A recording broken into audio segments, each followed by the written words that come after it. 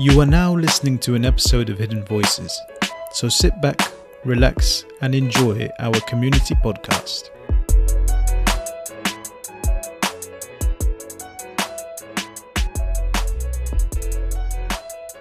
Welcome everyone to our third episode of Hidden Voices. Today we're joined by an amazing guest. But before I tell you who the guests are, I want to introduce my co-host, Samir. Samir, say hi to everyone. Hey guys.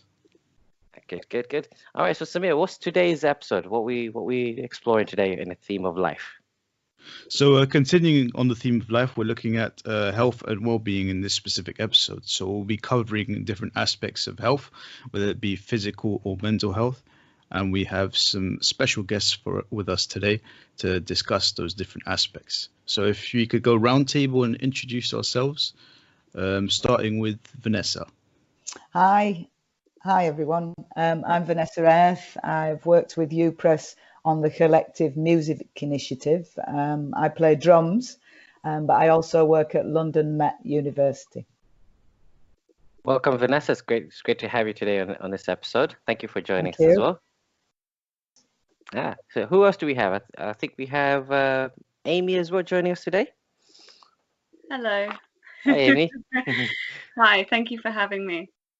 You're welcome, Aimee. Tell us a little bit about yourself. I've worked with you for many years, but it'd be really good to tell the audience. I have had the pleasure of knowing you since 2014.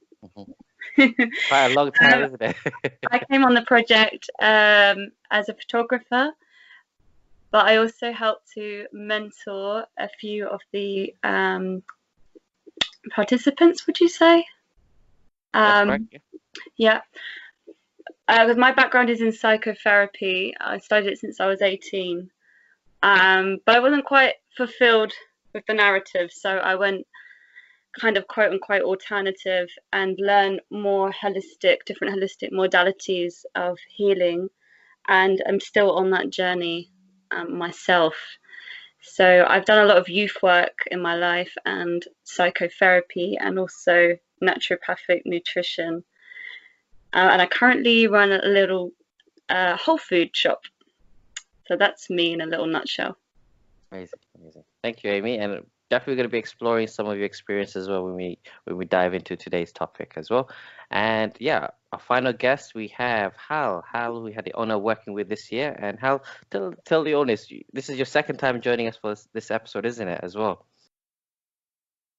Hi, Farah. Yeah, no, thanks again for having me. Really happy to be here. It was really interesting the last podcast we did. So yeah, excited for today. So my background, I work in the charity sector. So at the moment I do Monday to Thursday for a hospice charity. I work in fundraising, and then on Fridays I work with UPress, and that's kind of me in a nutshell. Amazing. Welcome, Hal, as well.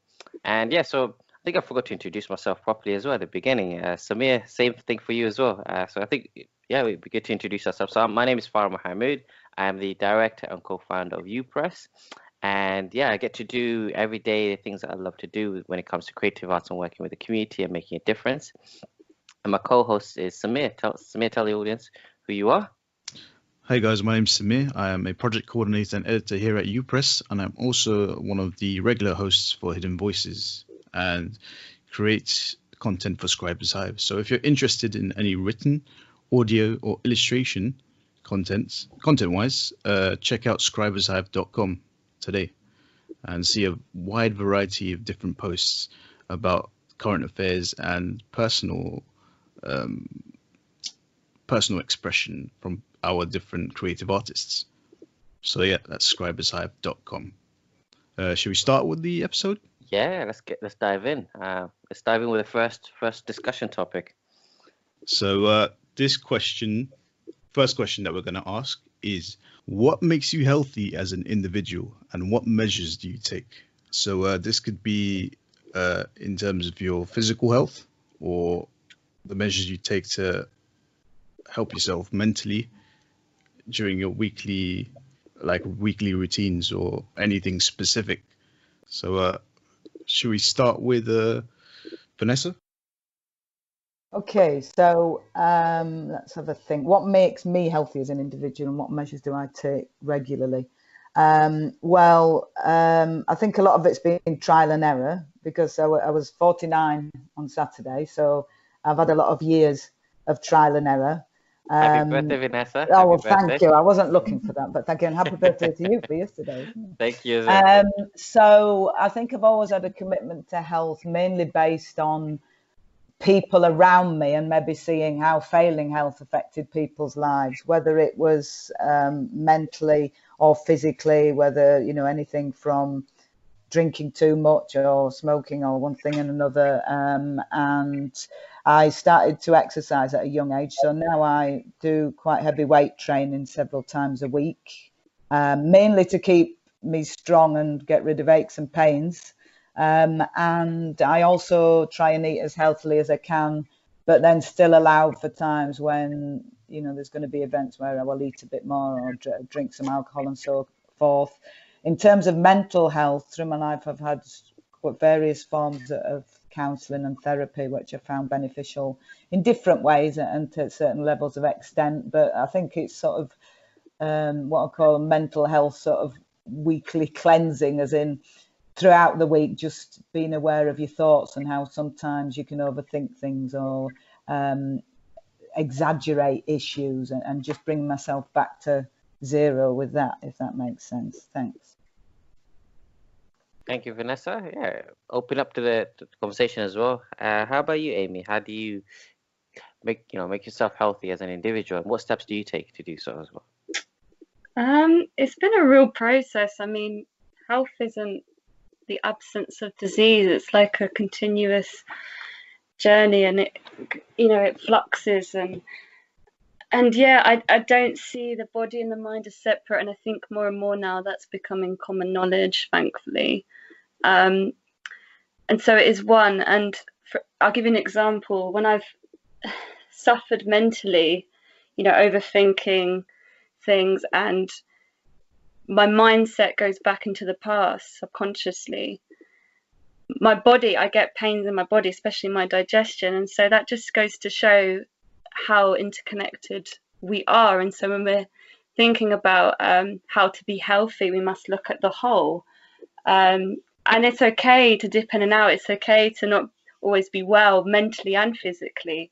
But what's important is to kind of understand that, have that awareness, and do things to get you out of it.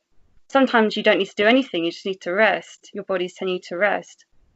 But other times it's a sign to, it's a signal rather, that prompts you into, okay, what can I do now? What haven't I been doing that can benefit me right now? Such as exercise, eating better, or just communicating with someone, or having alone time. So it's awareness, and we're all different. And so I feel like that is the best way to describe health is awareness. And that is what empowers you to take control of your own health. There are times when we need people to help us along, and there are other times when we just need to be alone and to do it ourselves. Thank you, Aimee. Very, it's making me actually think about my own journey as well. Like, especially as an individual, what you said about, being, it's all interconnected with the mind, body, and the full physical aspect of it as well, and being aware of it. And I think it's very insightful to hear from both of you side as well, from Vanessa and from you, Aimee, as well. And I want to expand this a bit more.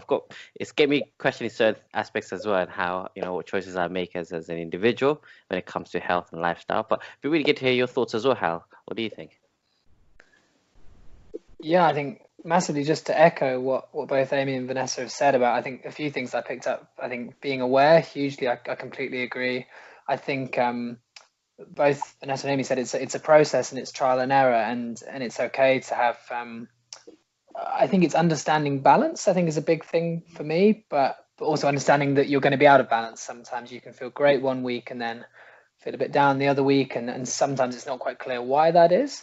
But I think where possible, if you can be aware what's kind of triggering certain things, I think you're better placed to make a change if you need to, or as I think Aimee said towards the end, sometimes not making a change, just kind of being okay with that and saying, do you know what, that's okay, that maybe I don't feel 100% at this point. And that's kind of part of the process. And it's really interesting. When I first looked at this topic, health, I think I'm much better practiced in terms of physical health. I think being a sports person my whole life, and I'm now kind of not the best, but I'm a competitive 800-meter runner. So a lot of what I've done over the years and I've kind of learned has been about good physical health. And when I entered kind of the world of work, I wasn't kind of so good at looking after my mental health. So that's been a real kind of learning process for me. And I think just suppose the main points I'd say, I think from a holistic point, I think looking at your time schedule and whatever you do during the week, and my big thing is kind of finding as much time as possible to do the things that I enjoy doing. I think the more time I spend doing things that make me happy, the healthier I feel. And then the other things, I kind of find it easier to sort of fill in the cracks and kind of sort out the other areas once I've got those things sorted. And then I think making good decisions and being kind to yourself. So if you know that, for example, if I know I'm going for a run the next day, and making sure that I'm eating the right food the day before, and obviously there's lots of other better examples to do with mental health, but just sort of being kind to yourself and knowing what is the right thing to do and how you can look after yourself, and then being flexible on that as well. I think, like, for example, sometimes I'm an early bird and I want to get up and get things done, but at the same time, if I've played sport really late the night before, there's no point in saying I'm going to set my alarm for 5:30 or 6 if there's just no way I'm going to sleep as well enough to get there. So I think it's listening and being flexible too.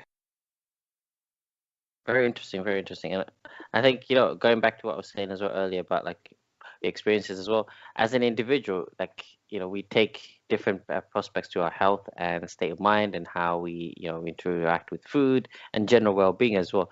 And what you all said as well is just being aware, and also being, how to echo what you just said as well, to not to be so hard on yourself, because we all have different experiences. And I speak from experience. There's times, I'm like, I want to be proper healthy, I want to eat, I want to exercise, I want to do all of these things, but life doesn't always work that way. So you just have to be very adaptable and yeah, I guess evolve with the times that you have as well. And I guess it links to the second question that we wanted to explore with you guys, which is, how important is mental health in your daily life, especially now, like we're in a lockdown in this, with the coronavirus and the COVID-19. So it'd be really good to hear your thoughts. How important is your mental health, especially now we're in a lockdown? So obvious, I mean, in a way, that's almost an answer in itself question. How important is mental health in anyone's daily life?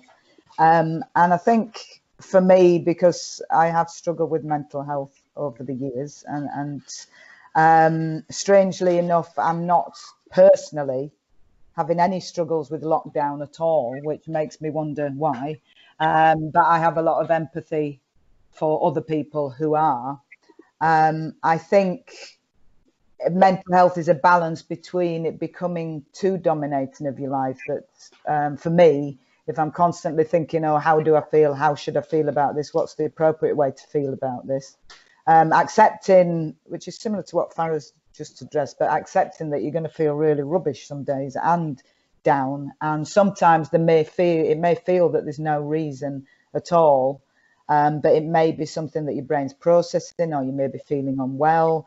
And I also try to recognize that my mental health is affected today by my whole life and habitual ways of thinking.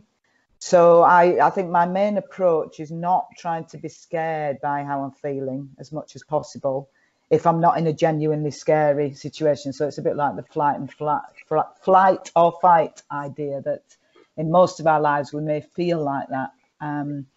But there's only a few times in our life, hopefully, that those ways of thinking are actually needed. And I think trying to be gentle on myself as well. And what stood out for me, what you just said as well, just to quote you on it, your mental health is affected by your whole life. It's not just a momentary thing. I think that's quite a deep thing to think about as well, because we tend to think about the present moment and what we're going through, but there's a list of accumulation of experiences and things that we've experienced in the past that shape who we are and how we interact with the world. So I think that's a really good point to point out as well. And I think it's interesting. So you say that your mental health has not been as affected as much as during this lockdown. You've been able to get a grip of it. I guess in a way it'd be good to know, well, what steps did you take to do so? In relation to lockdown, or in relation to lockdown, yes. And preparing for it. I think for whatever reason, I'm someone who maybe deals with quite large issues and changes in life fairly well. And thinking of quite negative things or sad time, like a death in the family or something that needs doing. Maybe it says something about my personality that I'll just sort of go in gung ho and make it work. And at the moment in lockdown, I've been, integrating with people I don't know, which I know a lot of people are saying that in the local area, but trying to do something that's helpful. So as a trained fitness instructor, I've been doing socially distanced exercise with some people in the street who wanted to exercise, but their classes had closed down. And on the Thursday night clapping, we've been actually doing a broadcast during the period of time, and finding ways of working. I mean, I'm lucky in the position that not everyone is, that my job's full-time and paid still for now. Who knows what's going to happen in the future. So I've been, just getting on with the work. So I think maybe that's it. The fact that I've got a routine, I've got, I live with my husband that I love and we get on. And I think it does depend on your circumstances. And I suppose I've just been feeling I'm really lucky during this time compared to a lot of people. Maybe that does the trick. Brilliant. Yeah, to bring in Aimee, what are your thoughts? I guess it'd be good to know how important is mental health in your life, and has it changed during the lockdown? Yeah. You know what? My mental health was suffering greatly before lockdown, and then it's been getting better since lockdown. And again, I can only speak from my experience, and I'm totally aware that a lot of people are not feeling that. I mean, in fact, I've spoken to a lot of people during this time. Everyone's having a very different experience. And a lot of people, though, are finding it quite profound because they're finally getting time to rest and to do things that they, didn't have time before to do, and reflect and so on. But of course, there's I've got so much empathy for those that have really struggled. It's not nice circumstances, obviously, with the death rate. I was just reading this morning from the BAM community of how many, I feel a lot of great empathy for migrants in this country anyway, let alone with lockdown, and how a lot of them have really suffered, especially the BAM community. For instance, I've got a friend who is from Zimbabwe, and her friend, two of her colleagues died, and they're in their late 40s, and one of them had diabetes, and the other didn't have any pre-existing health conditions. However, sorry, frog in my throat. However, suffers a lot from stress.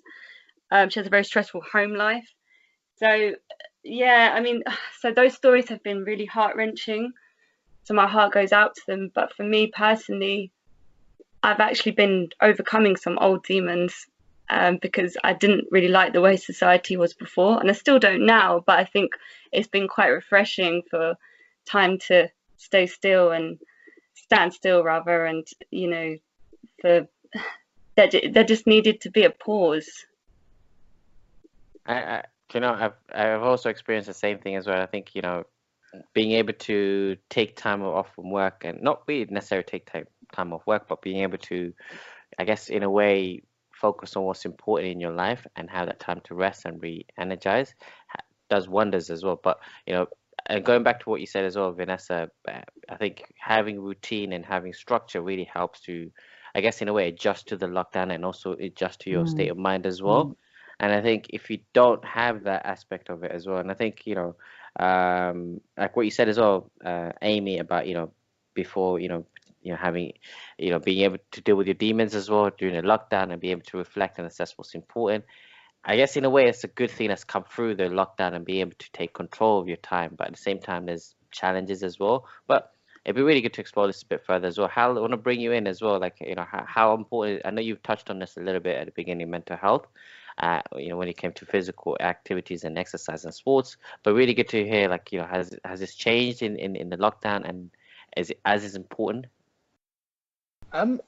Yeah, I was just thinking, I really liked what Aimee was just saying about kind of like society and needing to change. And I think for me, it's things needing to slow down a bit sometimes. I think we all probably go sometimes, especially when a lot of us kind of doing work we're really passionate about, and it can be really easy to go 100 miles an hour. And I think slowing down has been really has been massive.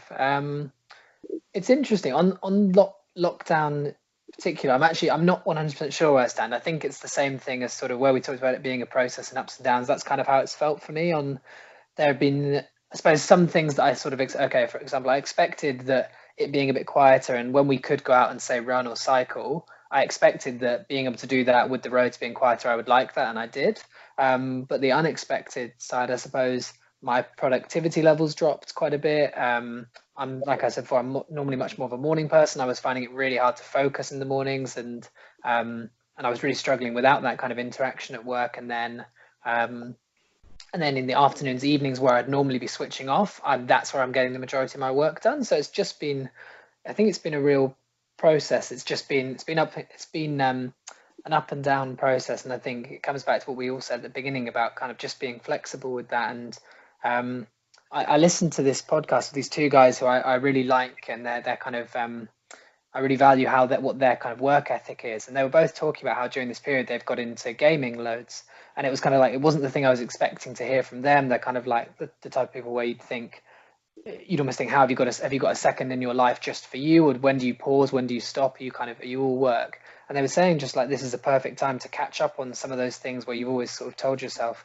I don't have time for that.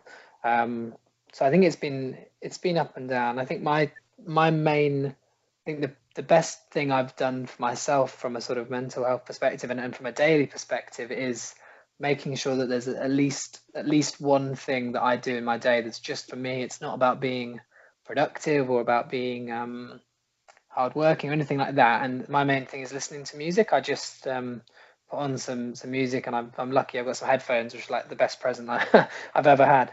And I've just like some noise cancelling headphones and just listen to some music, and that's my favorite part of my day usually. And it's just nice. That's me properly switching off, and I think that's been really healthy for from a mental health perspective. That's done a great deal for me, really. So I've been doing a lot more of that during lockdown. Yeah. And I like that, and using music as finding one piece of thing in a day that that's for you, not dedicated to a work or anything else, that keeps you motivated and moving forward, which links really well to the next question that we have for you. But yeah, I was just gonna say, like, at least one. At least I think one, it'd be better to have more than one thing, but at least one is. I think nothing. Yeah, exactly. At least minimum one, and then if you feel inspired to do more on that day, brilliant. Because you have good days and bad days that we were saying earlier as well. But I really like that idea. And yes, Samir, what about you? How important is mental health in your life, and has it been affected by the lockdown? And if so, it'd be good to hear your thoughts on this. Really expressing mental health or talking about mental health is still like a new concept for me, because in my community, especially the Asian community, we don't really talk about mental health that much. It wasn't until I reached the age of adulthood that I really started to like reflect on different aspects of myself and how I feel sometimes and whatnot. And so at first it was like really a struggle to really like dive into like the deep and dark parts of my mind and try to really understand the way some things are. So yeah, sometimes even like today it is like a little bit difficult to talk about mental health daily in life. But during lockdown though, I feel like it's given me time to really talk to my parents, because whenever it's any like subjects or topic like mental health, we usually avoid it as a whole. But I've been like asking my mum how she feels like recently, and I haven't, in the 24 years that I've been living here, I haven't really come up with that question to her ever, and I've been able to get better insight of what her daily life is about. So it's refreshing, but at the same time, it gives me a lot more insight on the different things that she's struggling with and whatnot. But in general, yeah, mental health, I think, is something that really needs to be talked about, especially if there's a lot going on in your life. And if you keep that caved in, you're eventually going to cave in as well. So it's really important that we do open up.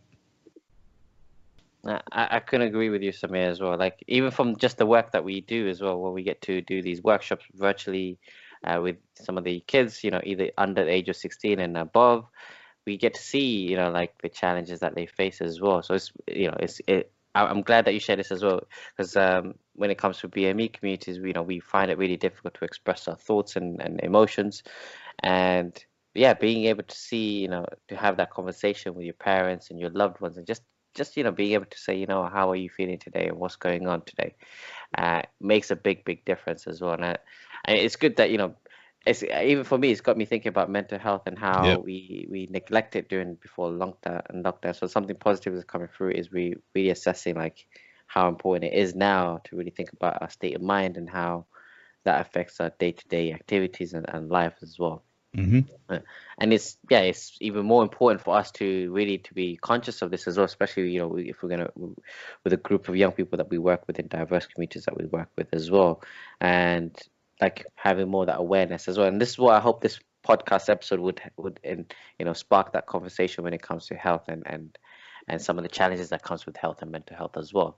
But I guess moving on to the third question I have for everyone as well is, when we're discussing health and mental health and your state of well-being, is there someone or one thing that keeps you motivated to stay healthy, and that includes physically and mentally healthy as well? Is there someone or something?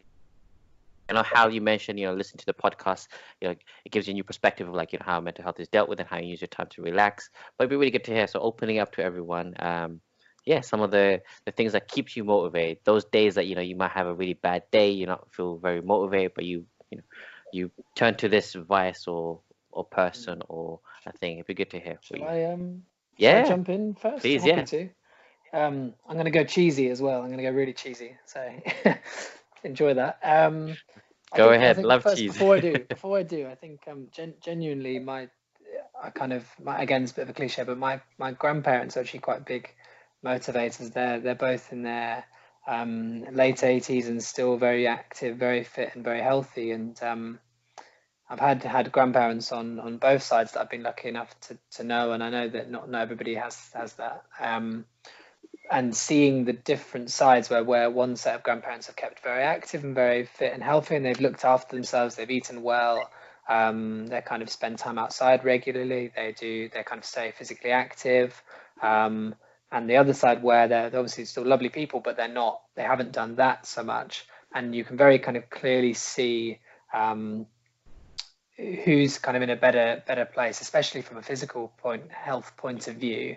So yeah, seeing like I've said just now, I love sport, and I think I like the idea that I'd be able to play sport for a long time in my life, and hopefully I'll be able to. So I think that's quite a nice motivation to have them, and seeing that if I kind of look after myself, perhaps I can still be doing things when I'm their age. And then I think from the cheesy point of view is sort of that strand that I just picked up on, is sort of like, in a way, I want to kind of use myself in 30, 40, 50 years time as a bit of a motivator, and say I want to make sure that if I want the behaviors I'm doing today and how I'm looking after myself today, I know that that's going to impact me 30, 40 years down the line, whether that's doing too much running without rest on my knees, or whether it's eating the right foods to looking after my heart, or whether it's I've definitely been guilty of doing too much work with my laptop, and I know that I'm starting to understand some of the kind of links with overworking and lack of rest to Alzheimer's and other diseases, and it's other conditions, and being a bit more aware of that and saying, I want to be not just kind of looking after myself today, but how in 5, 10, 20, 30, 40 years time. So kind of using that as a bit of a motivator. So that's the cheesy one out the way. It's very good. You're forward thinking. You're thinking about the places that you want to be in the future and the type of person you want to be. I think it's perfect. It's not cheesy. It's a good motivator to keep you moving forward. Yeah. But yeah, Vanessa, Aimee, it'd be good to hear your thoughts as well. Okay, shall I go? I don't think there's any. I don't really have any role models or anyone that motivates me. I think it's just. I suppose it's that human need to keep going, really, and hopefully make a positive impact. You know, talking about cheesy, I'll be cheesy as well. Making a positive impact on the world and your immediate circle. And I think one thing that I find motivating is interactions with other people, full stop. From the fact that I want to have positive interactions. I enjoy helping people and also being supported by people. And I think, I think that's the crux of everything, how you interact with other people. And of course, it can be difficult for people who don't have that in their life, particularly at the moment. And I think actually there's a lot to be said in terms of really, just trying to focus on what you need to do now at the moment and not overthinking the future and worrying about it. I never plan anything. I've never been a planner. I've just sort of unfolded, if that makes sense. So my life's unfolded and not looking back with a lot of regret. And I don't think I regret anything, so I sound a bit mean and weird, don't I? But I think it's just... That's a good thing to be. That's a good position to be in, not to be able to have any regrets. Anything. Yeah. I'm kind of amazed as well. I thought you were more of a strategist, like to plan quite ahead. No? I am at work when I have to be, but I just think whatever happens in my life, because you see, maybe it's come from seeing people in my past who've had great plans and something happens and you can't follow them through. So I think it's more like what you do at the current time will impact your future, but there's so many things coming into your life that affect it. Like if I was running my own business now, it may have been successful in January, but it wouldn't be now, for example. And, planning for retirement or one thing or another, you don't know what's going to happen. So I think just thinking, if I'm okay today, tomorrow will unfold and I'm sure I'll be able to deal with it as I've dealt with things in the past. And riding through the times when you want to punch a wall or something. I think that's what I'd say works for me. Thank you, Vanessa. And Aimee, it'd be good to bring you in. What are your thoughts as well? Yeah, I completely hear what Vanessa's saying. I completely agree. And that's what's really helped nurture my mental health during this time, because I've always been a great believer of just living for today. But of course, often the mind wants to take us back to structure and conformity and old things that have happened in our childhood and so on and so on. But the true essence of, I think, people is to have that, almost like that ancient Taoist approach across all cultures of how to, you just live for today, and then you don't get stuck in those habitual patterns that we seem to get stuck in, hence all the mental health issues and physical issues. I don't mean to make that out as simple as that. Of course, there's complexities and layers to that, but it has been really beautiful. I've had a lot of bad stories and during lockdown, but at the same time, I've had a lot of I've had more people that feel more free because they're not chasing the clock. And so that does, we're able to then be our true selves in that time. And for me, actually, my mental health has improved because I've had time, where before I was working, because I just opened my shop a year ago. So I was just married to my shop, basically. I had a very carefree approach. I didn't realize how much time it would take. I didn't realize I'd be working all the time. I had this kind of idea that I was going to do a bit of work and then have my life. No, I was wrong. So I hit a brick wall last year, ended up in hospital with a nervous breakdown because it wasn't just the shop, it was all sorts of things, because I haven't got family support, really. I've got my sister, but she's been struggling with stuff. And luckily I've got my husband, who's been my family, essentially.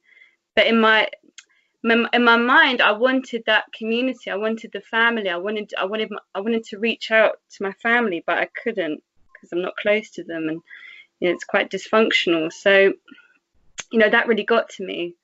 So I hit a brick wall. But yeah, I'm glad that I did, because it's nice now to, as Vanessa was saying about not holding regrets, and that's what it's so healing when you let go of like, oh, I shouldn't have, at first I was really beating myself up, years and years telling people not to do that, and that's exactly what I was doing. I was beating myself up for being weak and, oh, I'm not what I say I am, but actually it's just life, twists and turns, and there was reasons for it, and again it was just bringing back that awareness of my life, and the fact that I've never felt that as though I fit in and have a community and family. Hence I'm drawn to, especially, I'm from a white working class background, but I'm very drawn to non-white working class people, because I've always been fascinated by, and again I know this is a general sweeping statement, but from my experience I've always been fascinated by their unity and their community,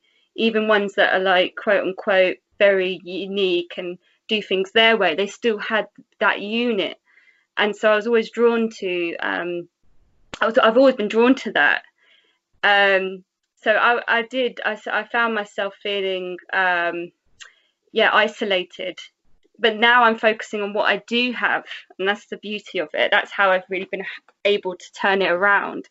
And also I'm so into growing, so we've got an allotment, a big community allotment, and I love it. It's very diverse, all walks of life are there, and we've all got that common thing in common, which is to grow. And that in itself is very healing. There's been lots of research, not that we need research, but for the scientific mind it's always good to know that there's been lots of research on how that can really help your mental health when you grow food or just plants in general, and so things like that have just been tremendously healing, rather than getting stuck in, oh, I wish things were a different way, and oh, I'm really stressed out, and blah blah blah blah blah. Rather than having that internal chatter, I've been able to connect to activities. And I think that you don't have to grow, it could be anything, like it's been mentioned about sports or any activity, any creative outlet, music, whatever it is, that's so healing and so essential. Right. Amazing, that, and it's really insightful to hear that as well. And I think what it also got me thinking about as well, listening to Vanessa, Hal, and Aimee as well, is when it comes to health as well. And I think another aspect is, for me, I'm thinking about is because I was ill for about 5 weeks and a half recently, and one of the things that you realize is like your health is such a priority. You don't realize like how important it is. You can't do the things that you want to do. We all have aspirations that we want to be successful, we want to make a difference in the community, in the world, and we want to help our family and loved ones. But the reality is, if the most important aspect to be able to do all those things is your health, how you look after yourself, and how you maintain a really healthy lifestyle, which is not always easy, which is not always, we all go through ups and downs. And like, really good to hear some of the insights as well, your motivators and inspirations to keep you moving forward. And yeah, so it got me thinking about that as well. And it got me thinking about how important it is as well. What about you, Samir? It'd be really good to hear your thoughts, so like some of your motivators and inspirations to keep you moving forward. Yep.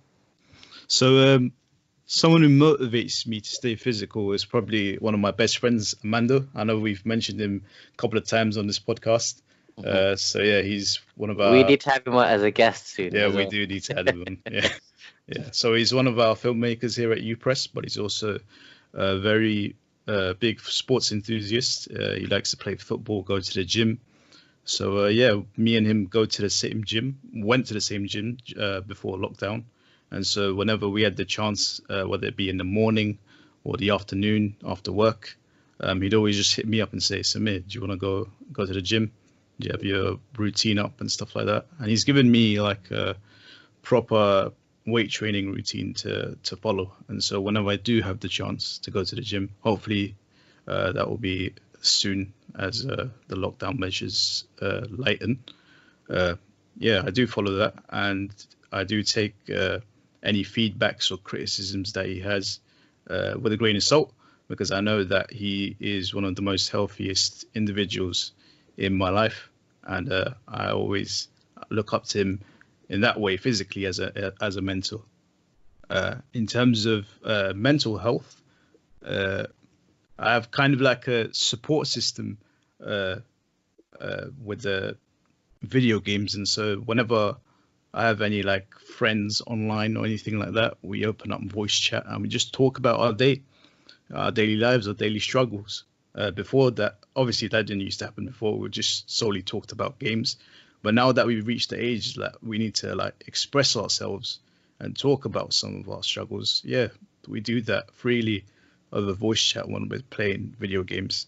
And it feels very therapeutic in the end because we're able to get different perspectives about aspects of life, and it just opens up a whole new world to us.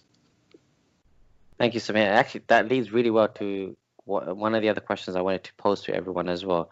And I think it's something that actually got me thinking about as well. Like, this question is, when should one seek help? When should you ask for help? Is it when it's too late, or is it when you're you're going through difficult times? At what stage in your life should you be able to seek for help? And I ask this question as well because I think it's a really insightful question, because even me thinking about it, growing up from a Somali background, we tend to not really discuss mental health or how we're feeling and emotions. So you never really know how to, like, I remember growing up as a teenager, like I didn't know how to handle some of the anger I felt or some of the emotions I was going through. I was just told to be man enough, tough enough, hold it, don't cry, or don't show any emotions, a sign of weakness. And this, the mentality of like, for my culture, like, men are supposed to be very brave and tough, don't show any emotion.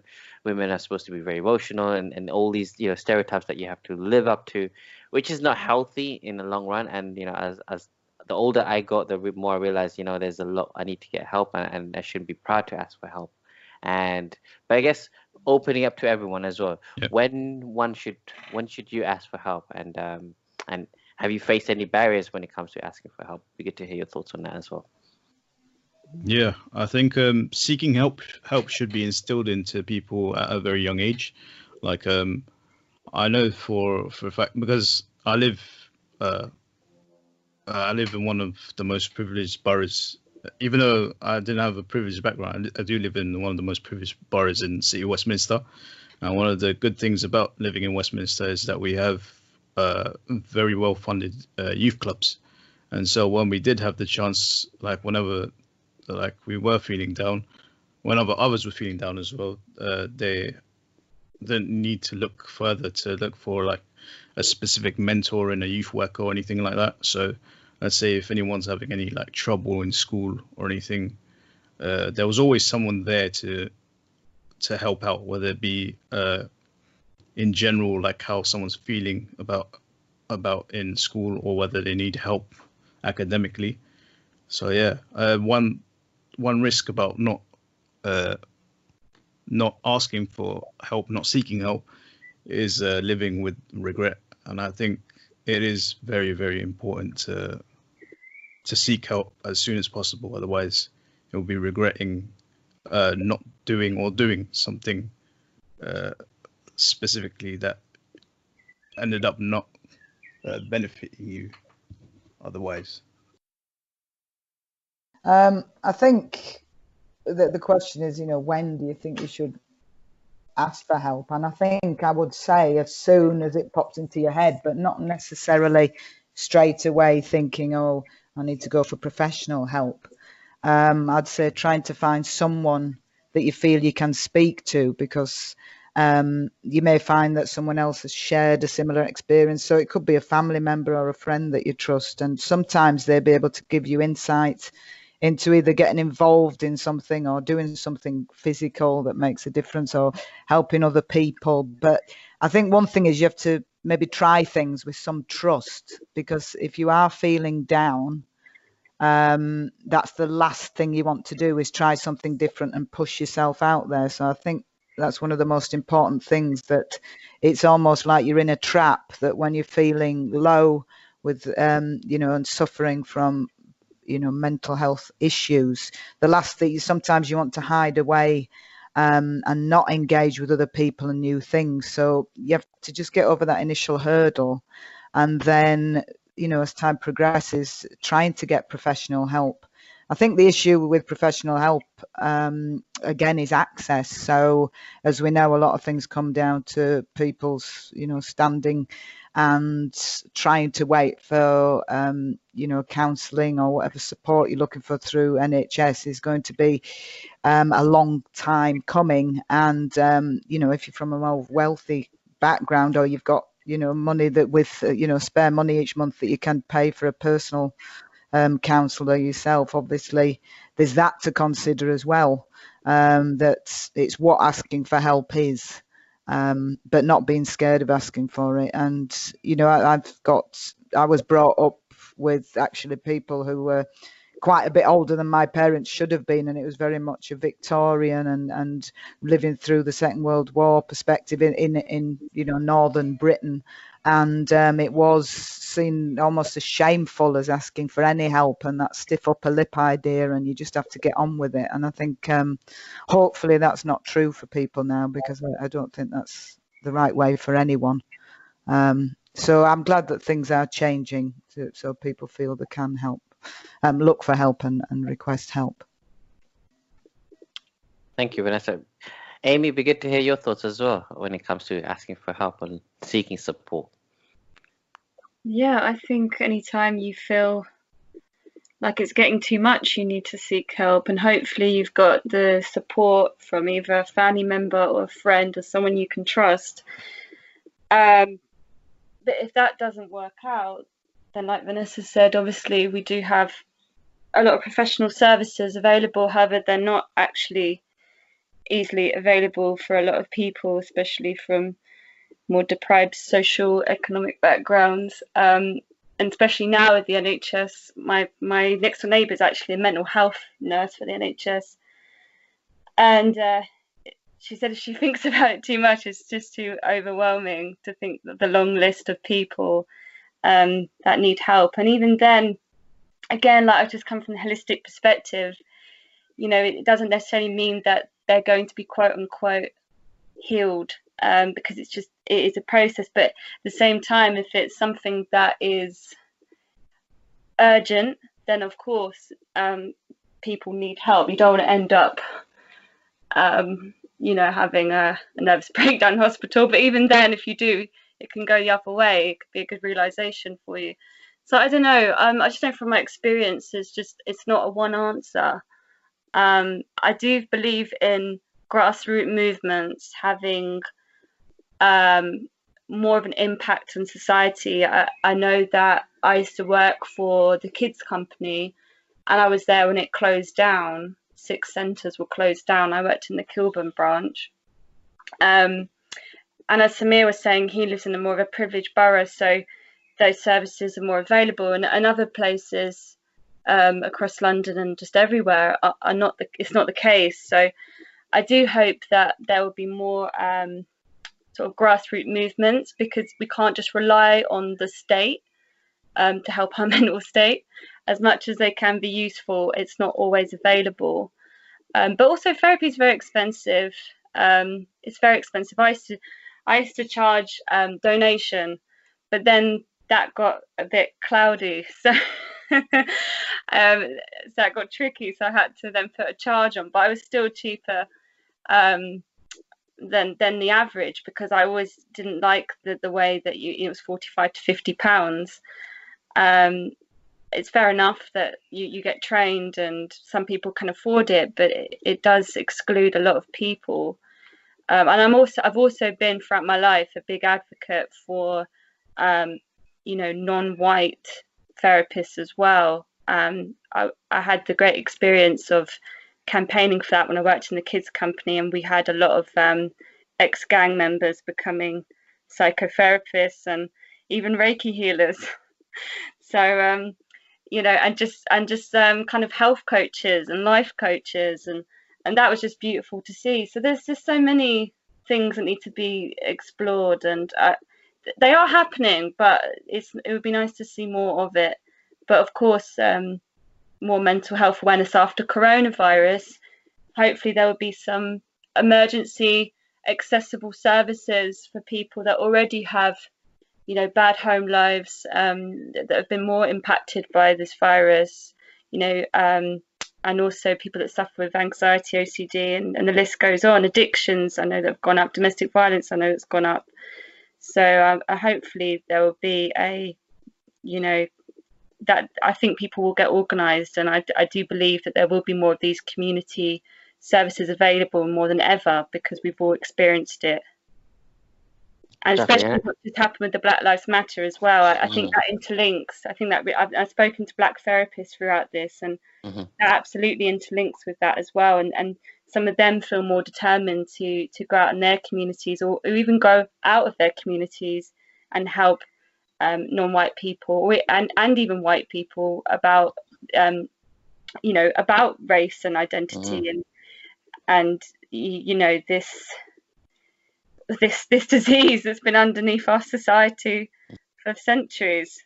So I think it's given some people more determination to challenge it and to think outside the box. I agree with you, and I think it's now those grassroots organizations that really work at the heart of the community is needed more than ever, especially in times of uncertainty and in times of the racial inequality and the COVID-19 and everything else that's going on around the world. Is those community members that are impacted are the ones that are going to need the most help at this stage, and it's in some cases it's going to be difficult to ask for that help and to ask for that guidance and support as well. So it's really interesting to different stages of how you can get support and help as well. And how about you, it'd be good to hear your experiences and how you approach when you think would be a good time to get support and help when you need it. Really, really interesting listening to both Vanessa and Aimee, and I completely agree with everything they both said. And I think not loads I wanted to add, just because I think they covered it really well. I think I just wrote down, I was kind of thinking about this, I just wrote down kind of like whenever you need help, or if possible, kind of before it gets to the point you need help is the best time to ask, I think. Not waiting until, I think, maybe in some cases it is too late, but not waiting until it gets to such a bad point. I know that's much easier said than done, but as early on as possible. And I think Vanessa maybe used the phrase kind of when it pops into your head. And I think it's as soon as you've had that sort of realization that something's not quite right, or that something you maybe need to look at something there, I think that's the best time to talk about it. And it's interesting because I'm definitely not as good as I should be at doing that, and I'd give that advice, but I haven't always done that. It's something that I find really works well for me, and it's slightly different to asking for help. But I quite often write about things. So like at the end, if I'm having a particularly tough day or feeling low, unhappy for whatever reason, I just write about it, and whether it's actually writing with pen and paper or typing. And then I sometimes I actually look back at those notes and think, okay, like maybe I felt that way and that's why I felt this way. And just interesting. Again, going back to what Aimee and Vanessa said before, not being cruel to yourself and looking back and thinking I was wrong, or being harsh on yourself, but just seeing that. But I find, again, this is all personal to me, but I find massively that process of just writing, putting pen on paper, and is almost like speaking, but I also think, whenever you feel you get to a point where you need, so whether it's professional support or just somebody to talk to, or a family member, somebody you trust.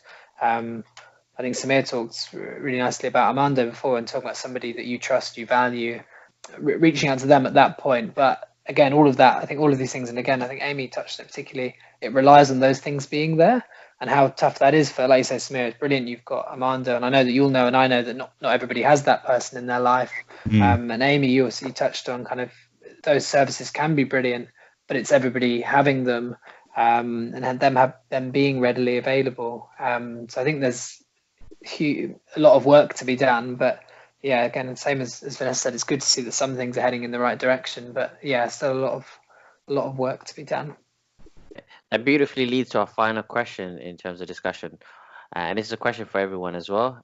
What policies should be in place in order to improve mental and physical health in Britain? What do you think are some of the policies or some of the steps that could be put in place in order to improve mental health and physical health? Shall I go? Especially now. Go ahead, Vanessa. I mean, I have to say I haven't researched current mental health policy so far. I thought it was interesting that there's a shift particularly towards men in that area, mainly in general culture and so on and so forth. Like the FA Cup is giving a nod to mental health for the 2020 final and things like that. I think it's quite important in the workplace, particularly because it's, I still think there is some stigma around how someone is treated if, they're off work because they've got a shoulder injury, or if they're off work because of a mental health reason. And I think it's people's maybe own fears coming to the forefront. Thankfully, that's changed a lot in the current time. But it's whether, I think things take a long time to change. So whether it's policies, I think most, organisations now will have a policy in place around mental health as with any other health. And actually that's been the case for, a good long time. I think it's very much about trying to change attitudes of people, which takes time. And maybe it's more about having training for managers in we're talking about large workplaces, of course, but or just getting things out there more and more that are saying, it is acceptable, you should be listened to, because, it's at everybody's interest to not let people be in a situation that gets worse and worse with their mental health. As we said, talking about, catching it early for everyone and making people feel that they can talk about it and ask for help. And particularly at work, where people are terrified of losing their jobs or how they're seen, and even in families as well. So I think it's mainly maybe policies to make things be communicated and keep people up to date.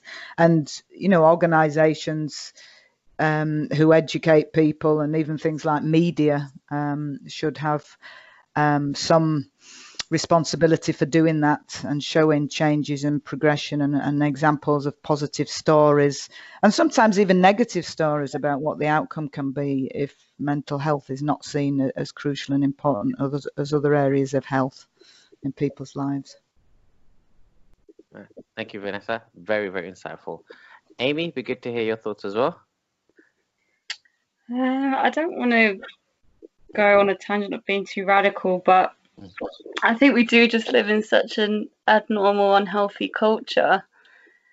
Of course, it's a bit of a melting pot. There's different factors to the society in which we live, but so much of it is flawed and reductionist. And so I do think that there has to be more independent grassroots movements than relying so much on policy, because as you know with UPress, when you have an idea and you go for it and you work at it, and you might not know it, but I think UPress is it's a very holistic approach to people in general and tackling issues, social issues, and all different. You've done so many different things within one group of people, and that just shows you the multiple possibilities that can arise. And when you do something good and work hard at it, then policy makers may give you a bit of funding, or you'll always find someone that will give you a space. And now look at you, got your own office. So I think that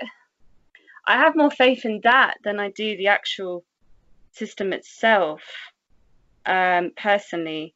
That's not to deny any of the resources that the system has. If you can go on the list for mental health and NHS, fair enough. But I think that it's good to become more autonomous in a society as unhealthy as it is. And I think I think that's the way forward personally, because we can't wait around for them to change. And as we know right now, with a very divisive government, and just the media in general, like the amount of fear during coronavirus that's been pumped. I mean, giving people awareness about a virus is one thing, but the amount of fear, the disempowerment is a completely other thing. And that's what I find really alarming. We point and say, oh, these people have got mental health issues, but the system's got a big mental health issue. It's not healthy the way everything's set up. And I've always felt that. And I think now more and more people are realizing that as well. And that's why people have made their own media. People are doing their own podcasts, because you can't turn on the TV or listen to some of the basic radio stations and get inspiration from that. And that's why there is a big movement of doing things organically. There's a big movement of more about the mind and empowerment. There's been a big shift, and I think plugging into that when you're not coping is so important, because if you were to take the mainstream as everything, I can't see you getting better, because that in itself is not healthy. Aimee, I couldn't agree even better than that. Like I remember, like, when I was sick, and I was really, really sick, and one of the things I tried to avoid was watching the news, because I was not getting better. Every time I put on the news, I was just getting all anxious and worried, because I would see the numbers of people dying. And it was just one news after another. You put another, it's the same thing but a different way being presented, and this fear message and constant worry. It was not, I remember, because I was going through quite a difficult time, and I was like, I can't watch this because this is not good for my state of mind. I will not be able to heal properly if I don't take gaps in listening to all these negative information. So yeah, there's so many complex aspects to what you said as well, and I agree with you, especially when it comes to the grassroots organizations, the ones at the forefront, that are working with the community and actually addressing some of the policies that have been put in place kind of contradict the work that's needed in the community as well at the same time. And I think it's quite interesting. It's very interesting. It's something that we try to explore even further. Well, you called me. Sorry to interject really quickly, but you called me, and because I've had the coronavirus and I had really bad symptoms, and I was tested and I was positive, so I had to isolate. Already I've got like isolating issues, as I touched on before, with family and whatever. So I was isolated for like 19 days, and that was mentally, my mental health was going downhill every time I read an article, even quote unquote alternative articles about the virus. My mental health, I could feel, was just like I had no control over it. So the best thing I did was to completely tune out completely and work on my healing, which I did. And because I knew it could go in a completely different direction. So it is what you feed yourself, not just food, but information. Definitely. And bring in Hal as well. Hal, what do you think? Is there anything that should be changed or added in terms of the policies to improve mental health and physical health in Britain? Or just your general experience of what you've seen so far? We get to hear. Yeah, I was just kind of chuckling to myself. I think when you kind of sort of said what you feed yourself, Aimee, because I was thinking, like, for me, definitely looking at some Twitter comments and people's profiles and some things people say, you kind of think that's one of the quickest ways to start feeling down, is seeing what some people are saying and how people are responding to certain things can be quite it can be quite negative. Actually, I had a question kind of going back to Aimee, so I thought she raised a really good point, and it was along the line that I was going to go on, around kind of looking at not just how we respond to mental health struggles that people are going through, but looking at the kind of the prevention of that. And I don't maybe prevention isn't the right word, but sort of looking at what sort of things are triggering, and are there lots of things in our society that are making it more difficult for people to have really good mental health? And I think you made a really good point about looking at the grassroots organizations, and actually I think the wording was having faith in those. And it's really similar to, I did an interview with through UPress as well, with a really brilliant guy called Mdad in Barking and Dagenham, and he was talking about the issue of homelessness, and he was kind of saying that the change he wanted to see moving forward was that local people, grassroots organizations, be consulted by governments, by policymakers, because although he was kind of saying he gets that these people are bright and they're in positions of power because maybe they deserve to be there, but at the same time, listening to local grassroots voices who probably have the best knowledge of what's going on in that local community is where you're going to get the most success. And I was just, when you kind of said sort of having faith in those grassroots organizations, would the solution be to kind of better equip them with funding, resources, to help kind of make their voices heard? Is that the kind of line you were thinking of? Well, I think just dialogue is the first thing. So for one group, it may be money, and for another, it may be other resources. but it'd probably be financial with most groups, to be honest. Because I find a lot of people really inspiring. They know how to self-organize, and they know, like, they just know how for it to bloom in many grassroots organizations. Yeah, and it's definitely, I mean, I've worked and volunteered with quite a few different charities, and hopefully every charity is good and they're working towards something important, but it's definitely been the case I've seen with some smaller charities where they could benefit so much more with that funding, and maybe they're just not as good at some aspects, but like I've worked with charities and volunteer charities where they're brilliant at delivery and they're amazing at it, but things like their social media, their communications aren't so great. And what that means is that they're not kind of shiny, so they don't end up getting that support and resource they need. And actually they're still the best people in terms of the delivery, and that's what they're amazing at. They're just not so good at like the almost like, let's say, the example of somebody who delivers an amazing project, they're brilliant at that, but they're not great at writing funding applications. But so it's kind of, there's a bit of a mismatch. I just thought it was really interesting where you said faith in grassroots organizations, and I feel exactly the same way. Just in terms of, I suppose, my main thing I wanted to contribute there, I think, would just be the awareness of issues, and the awareness of triggers and what's going on in the world. Better awareness of kind of across the whole spectrum. And I think, like Vanessa said, around, there's still really kind of like, if somebody has, I think you used the example of a shoulder injury versus, say, a mental health issue that somebody's struggling with, that there's still a disconnect there in terms of people's perceptions. And probably loads of organizations will have a policy, and they'll have they may have had training, but it's one thing saying it, actually doing it and kind of looking after people and doing that consistently is a really different thing. And I don't think we're quite there yet. I think with the sort of the logic and the messaging is getting better, but the application, I don't know if that's quite there yet. So that still needs a bit of work. But hopefully that comes with time, with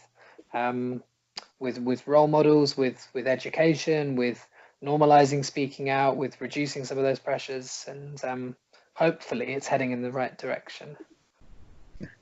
Samir, what about you? Would you want to add anything to the discussion so far when it comes to changing policies and adding aspects to improve it as well? In terms of changing policy, I would say a bit more of an improvement of policy, because there are some policies and and funding actually that's been provided, especially for privileged areas like my own. Going to a school like St. Augustine's, I had the privilege of there actually being departments where they have specialists who discuss mental health. Unfortunately, hardly anyone used it because the way they advertised it wasn't effective enough for them to go to these departments. And they also, for physical health, they also would allow us to go to the gym when we were aged like 14 or 15 years old for like an hour a week. So just to give us like a kickstart into like weight training and stuff like that. So I think funding more evenly across London in other boroughs as well would help with that, I think, and being able to implement it more effectively than just having it be there and not really having an effect on any of the users. And also I think one thing that really affects people's mental health, especially today with the accessibility of the internet, is how much information is available, and also the effect of social media as well. And obviously I don't think policing is going to be like the right thing to do on the internet, because information is updating and changing every day.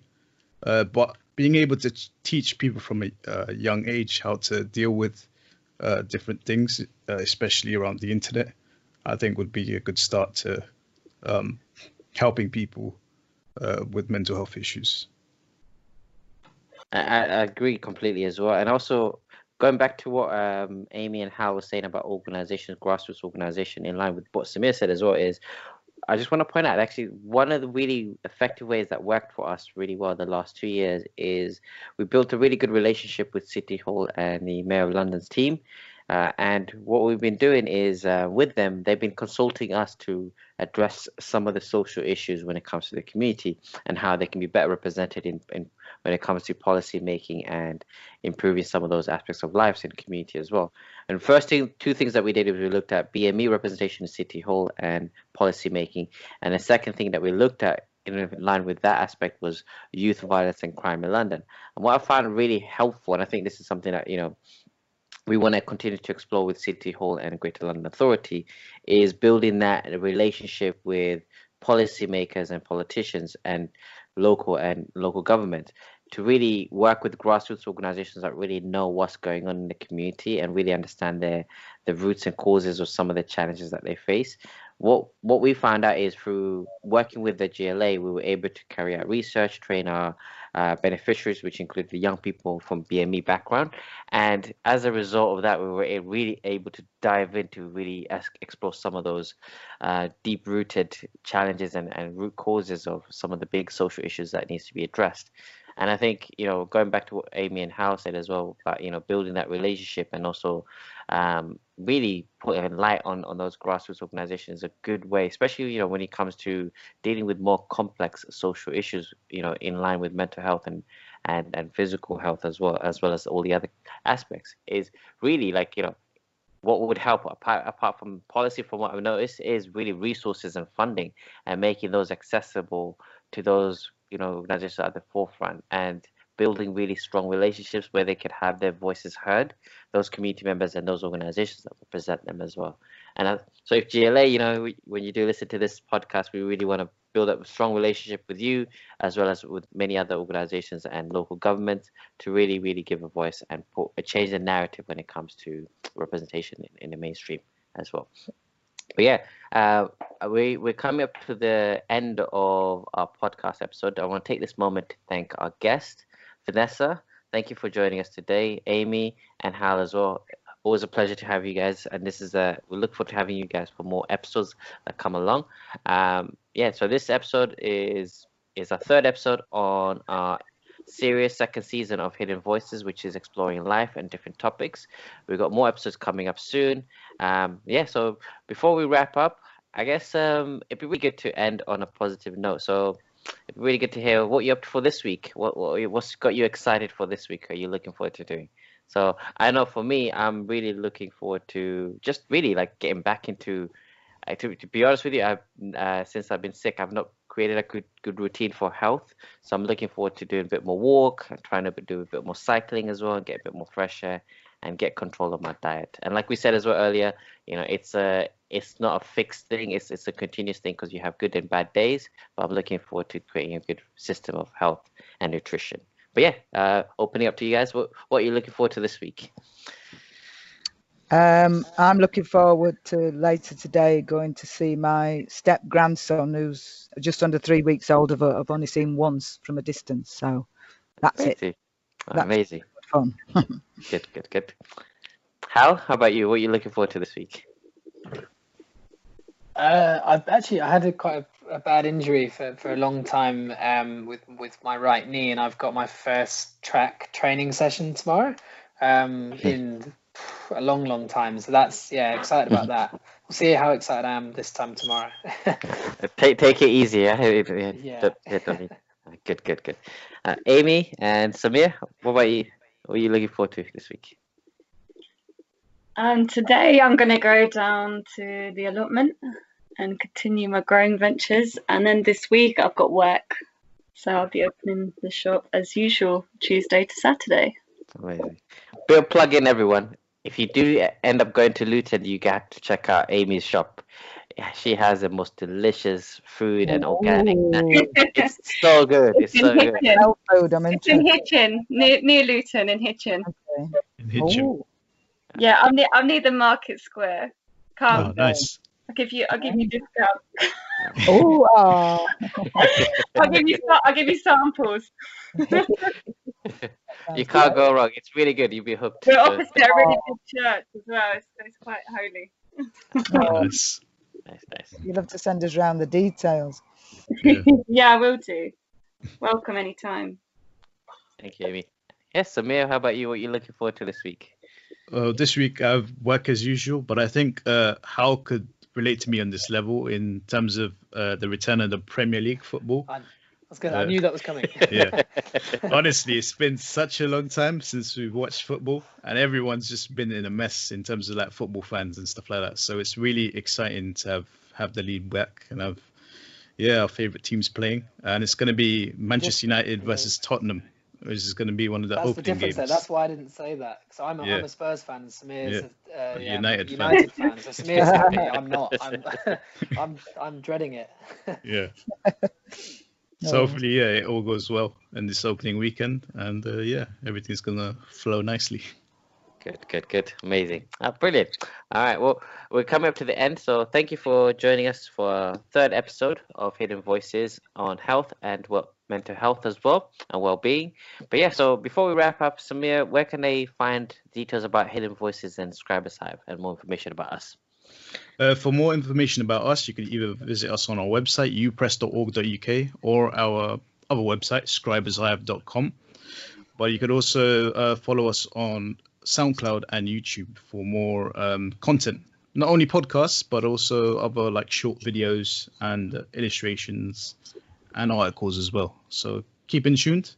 And for the next episode, we'll be talking about spirituality and belief. Thank you for joining. Thank you. Thanks all. Thank you so much. Thank you, everyone. Bye. Take care, everyone. Bye. Take care. Bye.